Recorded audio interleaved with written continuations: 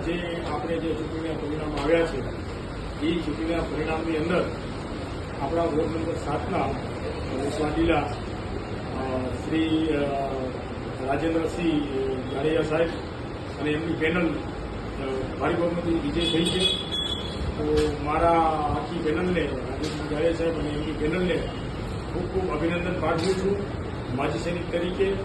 અને ખૂબ સારા હવે કાર્ય કરે પ્રજાના એવા મારા અપેક્ષા કે સાથ બધાને હું આશીર્વાદ પણ આપું છું.